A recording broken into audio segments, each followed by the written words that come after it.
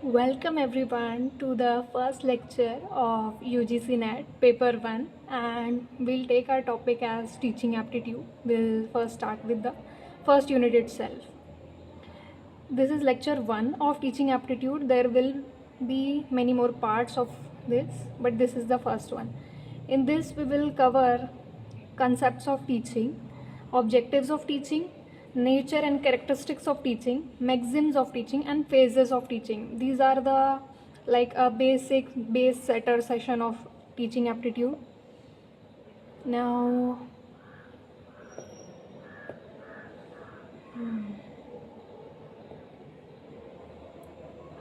to start with concept of teaching, सबसे पहली बात तो कंसेप्ट ऑफ टीचिंग मतलब हम पढ़ाते क्यों है, एक्चुअल में टीचिंग होता क्या है, शिक्षा देना होता क्या है, इसका ये मतलब हमें यूजीसी नेट में जानना इट इज़ वेरी इम्पोर्टेंट.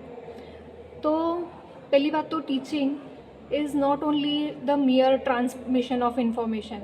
पढ़ाना मतलब सिर्फ इंफॉर्मेशन देना या इंफॉर्मेशन शेयर करना या फिर सिलेबस में जो भी चीज़ें प्रिस्क्राइब्ड है सिर्फ उन्हें क्लास में कवर कर लेना, it is not enough, it is not teaching. ये सिर्फ इंफॉर्मेशन शेयर करना होता है. बट टीचिंग एक्चुअल में लर्नर के हिसाब से चेंज होती है, अलग अलग form. Teacher has to make sure कि लर्नर कौन से फॉर्म में अच्छे से इंफॉर्मेशन या फिर जो भी है कंसेप्ट पढ़ा रहे हैं टीचर वो अच्छे से ग्रास्प कर पा रहा है कि नहीं. There are various types of learners. और टीचिंग में साथ ही साथ टीचर को क्रिएटिव भी होना पड़ता है, अलग अलग मेथड से एक ही टॉपिक को समझाना पड़ता है. बिकॉज क्लासरूम में वैरायटी ऑफ स्टूडेंट्स होते हैं और सबके लर्निंग के मेथड्स अलग होते हैं. कुछ लोग लेक्चर से समझ जाते हैं, कुछ लोगों को डायग्राम्स, चार्ट्स वो सब प्रेफर करते हैं, विजुअल्स प्रेफर करते हैं. And then some people learn from assessments यानी कि test, some people learn from assignments यानी कि रिटन वर्क. कुछ लोग रियल प्रॉब्लम सॉल्विंग के थ्रू लर्न करते हैं लाइक एक्टिविटीज़, ग्रुप प्रोजेक्ट्स वगैरह. तो अलग अलग मेथड्स टीचर को इस हिसाब से चेंज करने पड़ते हैं, ये मेक श्योर करने के लिए कि जो स्टूडेंट है, जो लर्नर है, क्या उसने पूरी तरह से वो चीज़, जो भी इंफॉर्मेशन, जो भी नॉलेज टीचर ट्रांसमिट कर रही थी उसने अच्छी तरह से ग्रास्प किया है या नहीं किया है. This is the role of a teacher, this is teaching. तो फर्स्टली तो वी प्रोवाइड यूजफुल इंसाइट्स, यानी कि टीचिंग में सिर्फ इंफॉर्मेशन शेयर नहीं होगी. अगर सिर्फ इंफॉर्मेशन ही शेयर करनी होती, there is Google, there is ChatGPT, there is Wikipedia, there are lot of articles out there जो कि स्टूडेंट्स और learners and every one can access it. पर फिर भी टीचिंग की ज़रूरत क्यों पड़ती है? बिकॉज टीचर का रोल सिर्फ इंफॉर्मेशन प्रोवाइड करने से कहीं ज़्यादा बढ़कर है. टीचर को क्रिएटिव होना पड़ता है, टीचर को मल्टीपल मीडियम्स के थ्रू स्टूडेंट्स को सिखाना पड़ता है. एक टीचर का कम्युनिकेशन बहुत ज़्यादा अच्छा होना चाहिए. And communication also is a unit in general paper 1 which is very very interesting. It involves like which words you use, your vocabulary, your gestures, your voice, your pitch, your tone, and everything. So it is a very interesting topic, but for now teachers should have a good communication skills. Then next, teacher should uplift the knowledge, teacher should provide feedback, teacher should encourage students, and a lot of things. Providing useful insights में ये भी चीज़ आ जाती है कि सिर्फ जो syllabus में है वो तो पढ़ा दिया आपने, बट आपको ये मेक श्योर करना है कि स्टूडेंट की ग्रोथ अच्छे से हो रही है या नहीं हो रही है, स्टूडेंट अच्छे से नॉलेज ग्रास्प कर रहा है या नहीं कर रहा है. What are the other factors that students is dealing with. Student might have stress, student might have some like distractions. तो वो सब का भी टीचर को ध्यान देना पड़ता है. एक अच्छा टीचर वो होगा जो कि आपके एग्ज़ाम के हिसाब से आपको शेड्यूल बनाने में भी हेल्प करे, आपको शेड्यूल कैसे से फॉलो करना है, कैसे बिल्ड करना है, एंड कैसे डेली रूटीन में आना है अपनी स्टडी पैटर्न में, उसमें भी हेल्प करेगा. आपके डाउट्स भी क्लियर करेंगे वो teacher. Then next is the teacher will also provide useful insights about the exam. कि मतलब एग्ज़ाम में there could be shortcut tricks to remember some important points, or maybe some useful formulas which they will tell you to keep in mind, and a lot of preparation strategies also the teachers share. Teacher provide motivation also, बच्चे को motivate भी करना होता है teacher को. So there are a lot of things. Next is inspiring. अब आपको याद होगा कि हमारे बचपन के टाइम पे कोई तो एक ऐसा टीचर होगा कि दे आर वेरी डिफरेंट, सबसे बहुत अलग थे, कि उनका टीचिंग स्टाइल, उनका कम्युनिकेशन करने का मेथड इतना ज़्यादा अलग था, इतना ज़्यादा इंस्पायरिंग था कि we still remember that teacher in our minds. कि जब भी टीचर कहा तो we have that one face in our mind कि ओ यार दैट वाज माय टीचर. तो इसीलिए टीचर को इंस्पायरिंग भी होना पड़ता है कि मतलब बच्चों को इंस्पायर करो कि कैसे से अपने लाइफ जीनी है, आपका माइंडसेट कैसा होना चाहिए, आपका बिहेवियर, आपका routine and everything. It is like a holistic development of a learner, not just memorising facts but overall growth होनी चाहिए स्टूडेंट की. Then skilful application. Skilful application में ये आ जाता है कि एक ही टॉपिक है, like there is a portion to be shared, to be taught in the class, but skilful application में क्या होगा कि टीचर उसको अलग अलग वे से पढ़ाएगा. जो भी टीचर की नॉलेज है उसे इस फॉर्म में कन्वर्ट करेगा कि स्टूडेंट्स उसको डाइजेस्ट कर पाए. नाउ मे बी कोई इन्फॉर्मेशन का पीस ऐसा होगा कि 3rd स्टैंडर्ड के स्टूडेंट को एक्सप्लेन करना है, या फिर कुछ ऐसा होगा कि 10th स्टैंडर्ड के स्टूडेंट को एक्सप्लेन करना है. इन्फॉर्मेशन तो वही रहती है, डेटा तो वही रहता है, बट देन टीचर क्या करते हैं, उसको अलग अलग फॉर्म में कन्वर्ट करते हैं based on the capability of the student, कि स्टूडेंट कितना ग्रास्प कर पाएगा, उसकी कितनी नॉलेज है, उसके ऊपर कितना बिल्ड करना है हमें उसका knowledge level, all of that. Next is organise activity.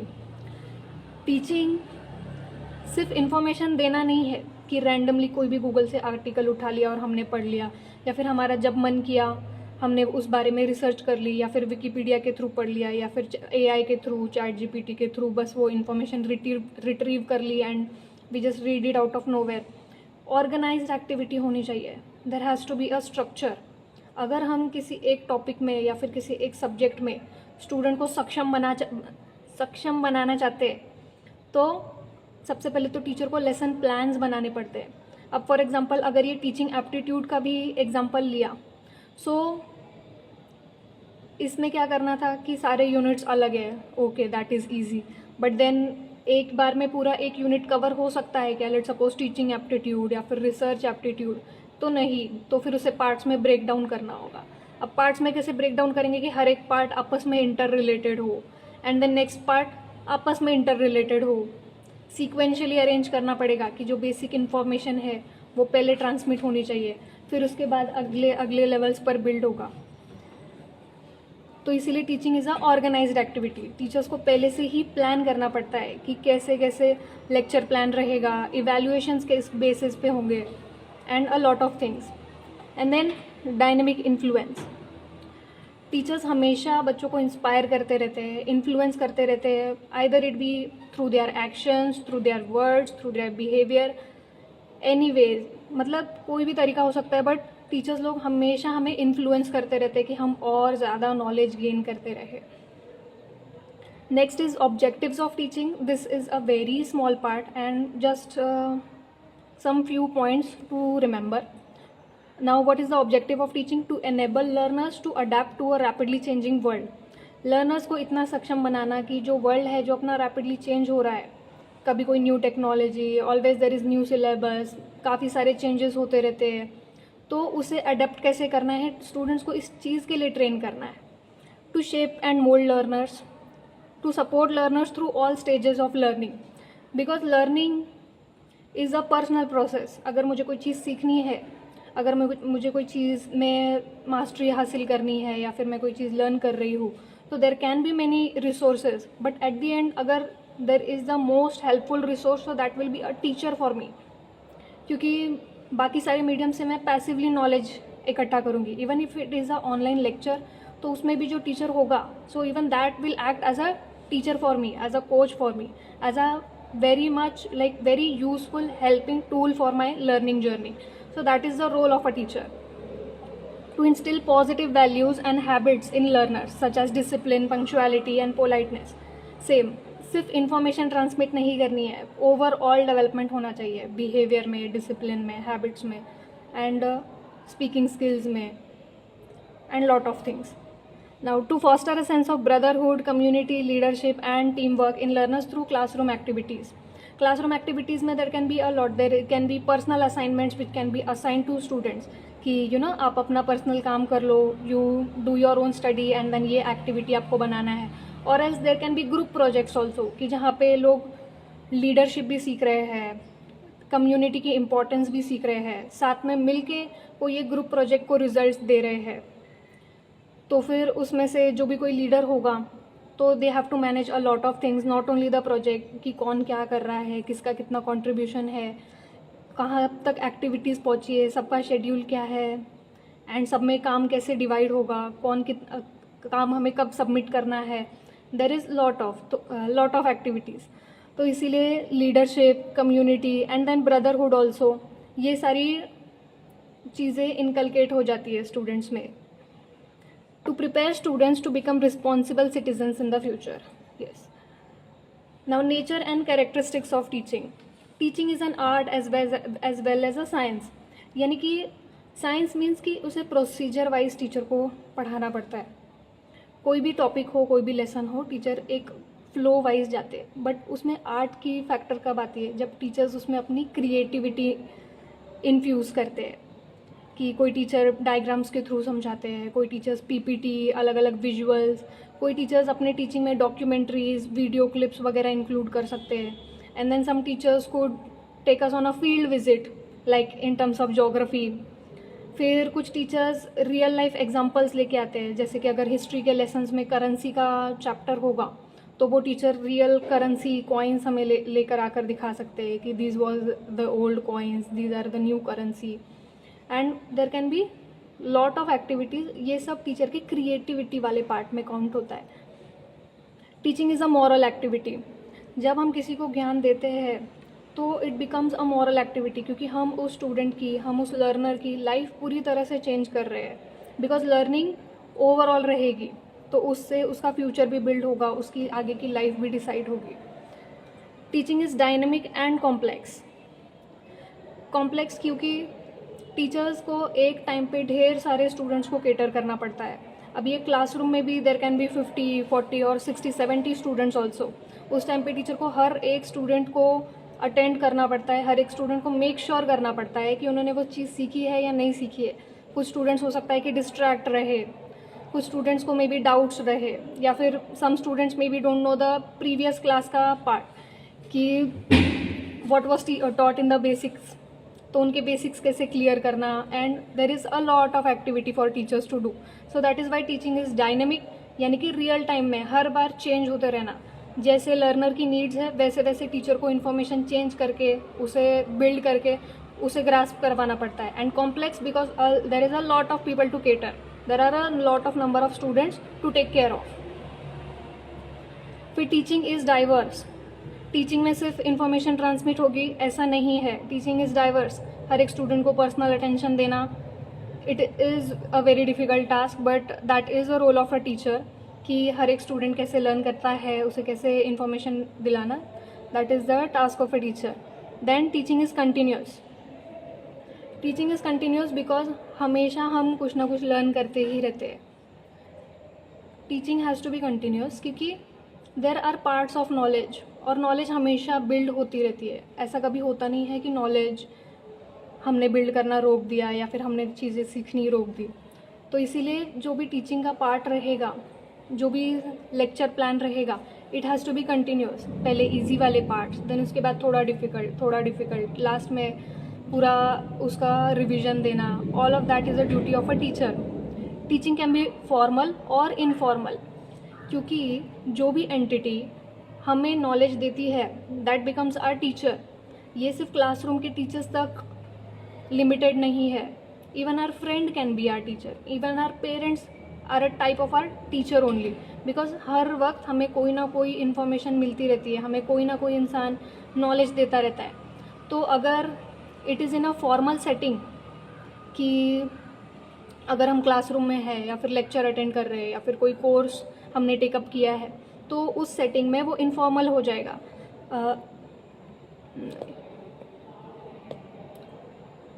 उस सेटिंग में वो फॉर्मल टीचिंग कहलाएगी. And then informal teaching can be learning something from your friend और योर फैमिली और योर ब्रदर सिस्टर एनीवन। तो वो इनफॉर्मल सेटिंग हो जाएगी जहाँ पे कि हमारे फ्रेंड्स हमें कोई चीज़ सिखाते हैं, may be it is a game या फिर स्कूटी ड्राइव करना, बाइसिकल चलाना वगैरह and a lot of activities. तो वो इनफॉर्मल सेटिंग हो जाती है, यानी कि फ्रेंडली मैनर में वहाँ पे हमें सिखाया जाता है। एंड टीचिंग इज़ इंटरैक्टिव, क्योंकि जब तक ये टीचिंग का प्रोसेस इंटरैक्टिव नहीं होगा, स्टूडेंट्स रिस्पॉन्ड नहीं करेंगे, स्टूडेंट्स डाउट नहीं पूछेंगे, स्टूडेंट्स कम्युनिकेट नहीं करेंगे, तो वो टीचिंग इनकम्प्लीट कही जाती है। Because until and unless students का आपको कम्युनिकेशन वापस ना आए तो टीचर को नहीं समझ में आ सकता कि स्टूडेंट को डाउट है या फिर student has successfully learn that thing. तो इसीलिए it is a two way communication in teaching.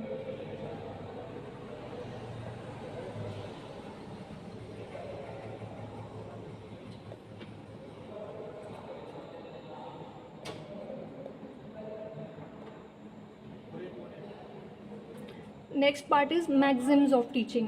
अब मैक्सिम का मतलब क्या होता है? इट्स एक्चुअली कि छोटे छोटे pieces of knowledge which is true knowledge, it is like tips for teaching. तो firstly is from simple to complex. Topics को पढ़ाते हुए कभी भी सिंपल टॉपिक हमें पहले टीच करना है एंड देन उसके बाद आगे आगे कॉम्प्लेक्स टॉपिक्स को हमें रीच आउट करना है, हमें स्टूडेंट्स को सिखाना है। लाइक फॉर एग्जांपल अगर स्कूल में हम लोग देखें तो फिर शुरू में हमें बहुत इजी वाले सिंपल वाले टॉपिक्स पढ़ाए जाते हैं। देयर इज़ ABC, फिर उसके बाद हम नंबर्स सीखते हैं, देन उसके बाद और भी ज़्यादा अगर बेसिक में हम जाएंगे तो there is standing line, sleeping line, वो सब बनाते हैं। फिर उसके बाद हम अल्फ़ाबेट सीखते हैं, नंबर्स सीखते हैं। फिर आगे के फर्स्ट सेकेंड स्टैंडर्ड में हम बेसिक एडिशन सीखते हैं, स्मॉल वर्ड्स सीखते हैं। फिर उसके आगे हम पैराग्राफ्स पढ़ना सीखते हैं, पोएम्स सीखते हैं। एंड देन मैथ्स के टर्म्स में हम लोग multiplication, division 4th 5th standard में आते तक करते हैं। So it is from simple to complex, ऐसा फ्लो रहता है।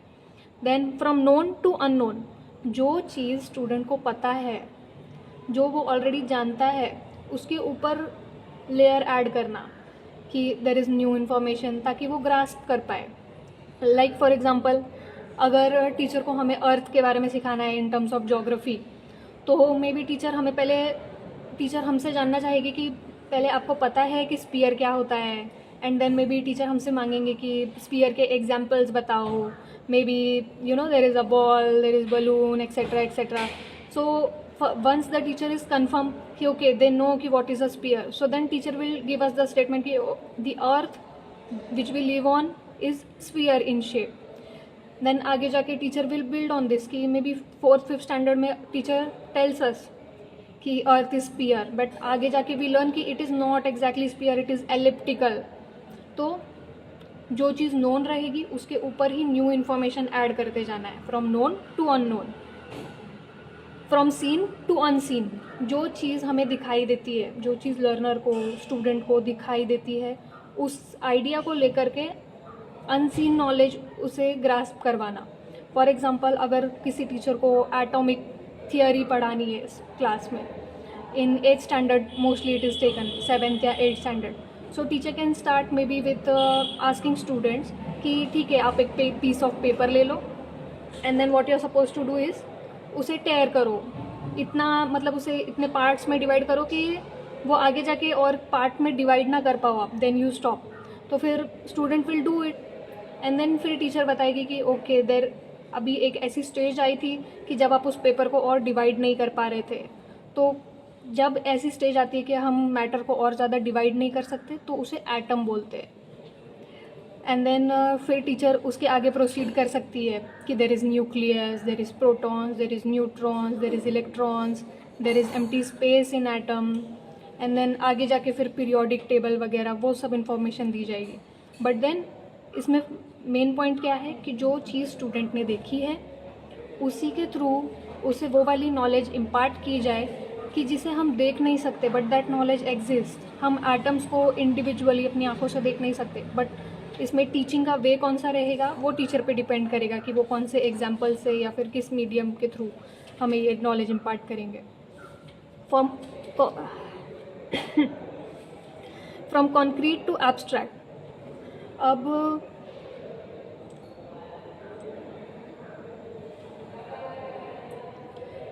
जो चीज़ें एक्चुअल में हम देख सकते हैं, फील कर सकते हैं, उसके थ्रू हमें एब्स्ट्रैक्ट टॉपिक्स तक लेकर जाना। यानी कि फॉर एग्जांपल हम प्लांट्स देख सकते हैं, लीव्स देख सकते हैं, अब उसके थ्रू टीचर हमें क्लोरोफिल के टॉपिक तक लेके जाएगी कि chlorophyll is a green substance on the leaves.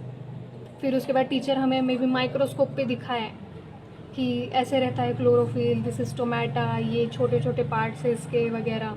But जो चीज़ हम देख सकते हैं, it is very much similar to the third one, कि जो चीज़ हम देख सकते हैं अपॉन फिर उसके ऊपर क्या आइडियाज़ बिल्ड है।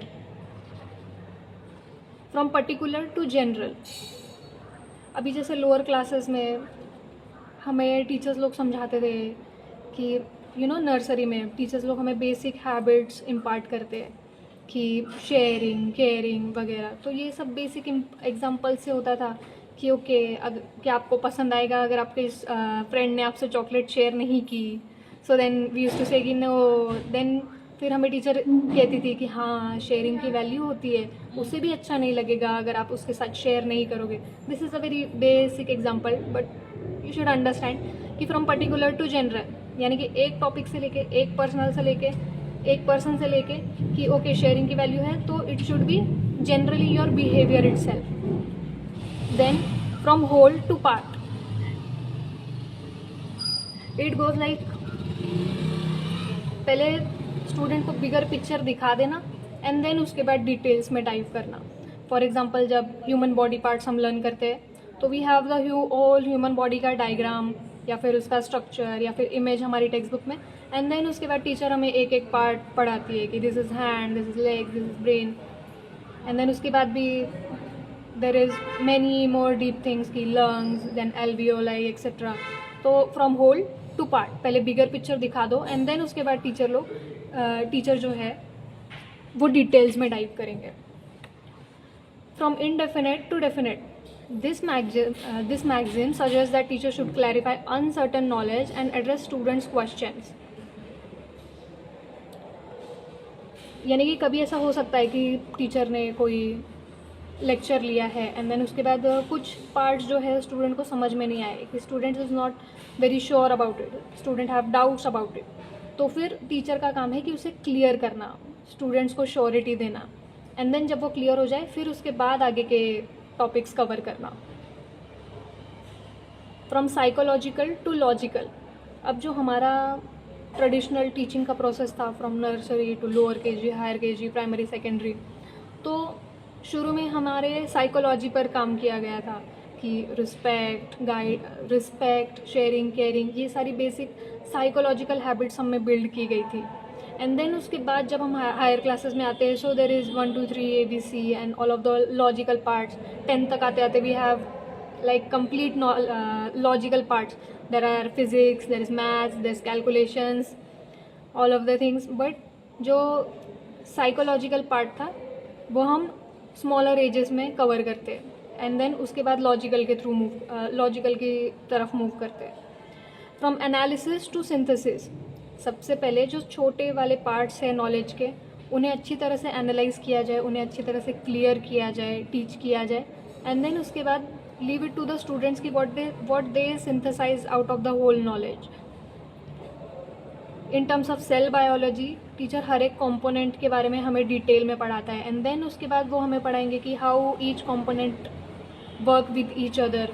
There is ribosome, there is nucleus, there is DNA, सारे कंपोनेंट्स पहले पढ़ाएंगे, एंड देन वो उसके बाद बताएंगे कि ओ देर इज लाइक न्यूक्लियस में DNA होता है, ribosomes help make that DNA, they replicate it, etcetera etcetera. आपस में चीज़ें कैसे इंटरेक्ट होती है, यानी कि पहले स्मॉल पार्ट्स को क्लियर करना एंड देन सबको साथ में सिंथेसाइज करना, होलिस्टिक नॉलेज देना। Then follow nature of students का कैसा नेचर है, किसका कैसा लर्निंग स्टाइल है, कौन किस मीडियम से सीखना प्रेफर करता है। There are some visual learners कि जो विजुअल्स के थ्रू जल्दी सीख जाते हैं। There can be video, there can be images, graphs, diagrams, mind maps etcetera. There are audio learners कि जो लेक्चर्स के थ्रू अच्छे से समझ में आते हैं, and then there are learners की जिन्हें असाइनमेंट के थ्रू समझ में आता है। देन ग्रुप एक्टिविटी वाले लर्नर्स होते हैं। सो इट इज़ बेस्ट कि टीचर 4 to 5 मीडियम्स को कंबाइन करके लेक्चर प्लान को आगे बढ़ाए। तो इससे क्या होगा कि अलग अलग टाइप के जो लर्नर्स होंगे वो इन्फॉर्मेशन को समझ पाएंगे, वो सीख पाएंगे अपने लर्निंग स्टाइल के हिसाब से। Then the last one is encouragement to self study. Classroom में टीचर हमें असिस्ट करते हैं हमारा लर्निंग प्रोसेस में, बट ऑल्सो वो हमें होमवर्क देते हैं, हमें एक्टिविटीज़ देते हैं घर पे करने के लिए। इट इज़ बिकॉज कि वो हमें सपोर्ट करना चाहते हैं, वो हमें ये सिखाना चाहते हैं कि self study is also very important. उससे हमारा कॉन्फिडेंस बिल्ड होता है कि येस, हम टीचर के गाइडेंस में भी कर पा रहे हैं ये प्रॉब्लम सॉल्व। ये it could be maths, it could be science, it could be anything. And then when we come at home, तो जब हम वो खुद से करते हैं तो फिर सेल्फ कॉन्फिडेंस बिल्ड होगा, हमें इससे लर्निंग की और ज़्यादा कॉम्पिटेंसी बढ़ेगी, क्षमता बढ़ेगी। And now the last one and very easy is phases of teaching. Teaching जो है ये 3 फेजेस में जनरली देखा जाता है कि टीचिंग के 3 फेजेस होते हैं। First is pre active phase, then interactive phase, and then last में आता है कि पोस्ट एक्टिव फेज। जो प्री एक्टिव फेज होता है ये टीचर लेसन प्लान बनाने में, वॉटेवर जो उनका स्टडी मटेरियल है उसे अरेंज करने में, क्लासरूम में वो कैसे प्रेजेंट करेंगे नॉलेज को, ये सब डिसाइड करने में जाता है। Teacher is still not in the class, teacher is preparing for the lecture plan, इसीलिए इसे प्री एक्टिव फेज बोलते हैं। ये लेक्चर लेने से पहले जितनी भी चीज़ें ऑर्गेनाइज करनी होती है टीचर इस फेज़ में करते हैं। Then secondly interactive phase. अब इस फेज़ में टीचर एक्चुअली क्लास में होते हैं, स्टूडेंट्स से इंटरैक्ट करते हैं, लेक्चर डिलीवर करते हैं, मे बी स्टूडेंट्स को जो डाउट्स होंगे वो क्लियर करते हैं, जो भी उनका प्रेजेंटेशन है, ग्रुप एक्टिविटीज़, असाइनमेंट्स, ये सब कुछ डिलीवर करते हैं इंटरएक्टिव फेज़ में। एंड देन उसके बाद there is post active phase, यानी कि ये तब होता है कि जब लेसन पूरी तरह से डिलीवर हो चुका है, एक्टिविटीज़ हैव बीन कंप्लीटेड, तो फिर टीचर खुद से बैठ के असेसमेंट करते हैं कि व्हाट वर्कड आउट वेल, कौन सी activity will be helpful for the next lecture plan, या फिर what has to be minimized if the timing was not scheduled properly. तो अगली बार से टाइमिंग को कैसे शेड्यूल करना है ताकि मैक्सिमम हम यूज़ कर पाए उस टाइम का, and a lot of things. And then इसमें इवैल्यूएशन भी आता है कि टीचर हो सकता है मे बी कोई लेसन पढ़ाने के बाद हमारी टेस्ट ले, जस्ट टू सी कि ओके क्या वो लेक्चर अच्छे से समझ में आया है। If the students are scoring good तो टीचर कैन अंडरस्टैंड कि हाँ the knowledge has been imparted successfully. So this comes in the post active phase. Now lastly there are some practice questions which are quite easy. These are based on the about topics itself. ये जो ऊपर के 5 topics है उस पर ही based ये 3 MCQs है. So we'll see it one by one. Now which of the following is or are the teaching maxims? Okay, maxims of teaching. This was the second या third part. Fourth, maxims of teaching was the fourth one. Now first one, these are the options. First one, from psychological to logical. Second, from analysis to synthesis. Third, from concrete to abstract. Fourth, follow nature. And then नीचे ये हमें codes दिए हैं कि कौन कौन से correct है. सो इफ़ हमने ऊपर की पीपीटी अच्छे से पढ़ी है तो फॉर श्योर वी नो कि yes this is correct. From analysis to synthesis this is also there. Concrete to abstract भी है एंड फॉलो नेचर भी है. So the correct option will be all of the about.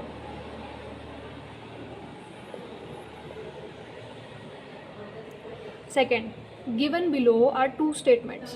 One is labeled as assertion and the other is labeled as reason. यानी कि ऊपर का एक assertion है एंड उसके नीचे उसका रीज़न दिया गया है कि मे बी इस assertion का ये रीज़न है क्या, ये पूछने के लिए. Now let's see. Assertion ये बोलता है कि teaching involves critical and creative interchanges between teacher and learner and hence it is different from instruction and training. इसका ये बोलने का मतलब है कि टीचिंग का जो प्रोसेस होता है वो इंस्ट्रक्शन और ट्रेनिंग से डिफरेंट होता है. This is for the next one I guess.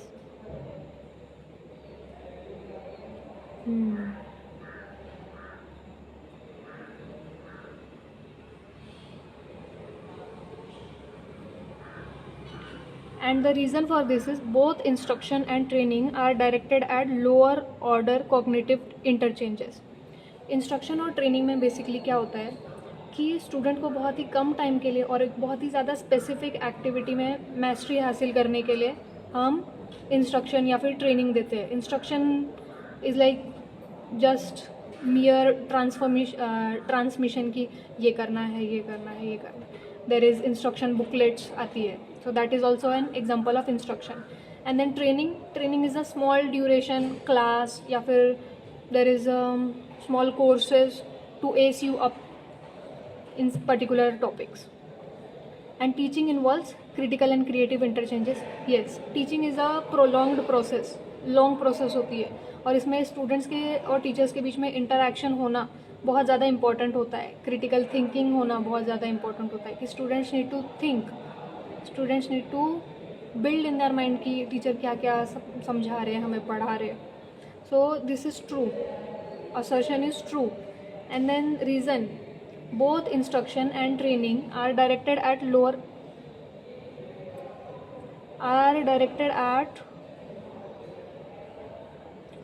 order cognitive interchanges.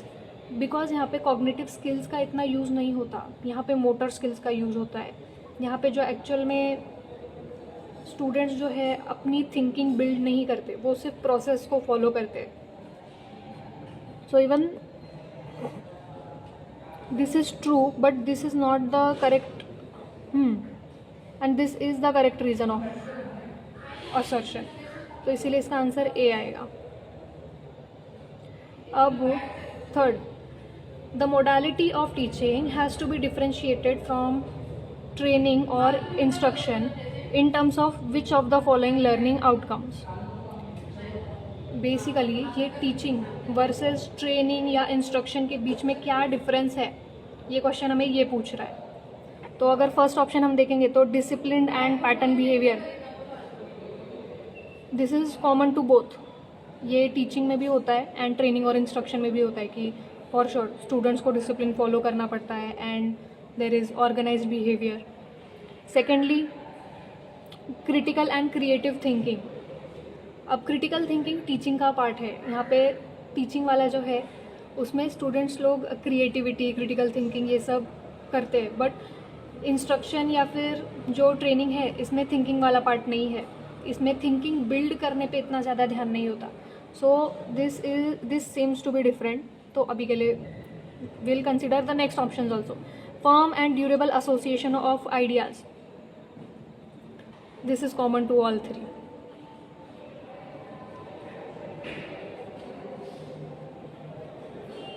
Then quick feedback. Firm and durable association of ideas यानी कि आइडियाज़ को बिल्ड करना एंड आइडियाज़ को मेनली तो फॉलो करना. आइडियाज़ बिल्डिंग वाला पार्ट टीचिंग में होगा एंड देन फॉलो करना या फिर उसमें मैस्ट्री हासिल करना, it is common to both. And then quick feedback, इसमें दोनों में होता है. ट्रेनिंग में भी जो ट्रेनर होते हैं आपको जल्दी जल्दी बताते कि okay this is wrong, this is right, आपको ऐसे ऐसे इसके आगे बिल्ड करना है. एंड टीचिंग में भी टीचर हमें गाइड कर रहे होते हैं कि yes your this topic is strong, this topic you need to work on this topic, ऐसे. तो this is common, this is common, this is common, and then this one is different. So this is the answer.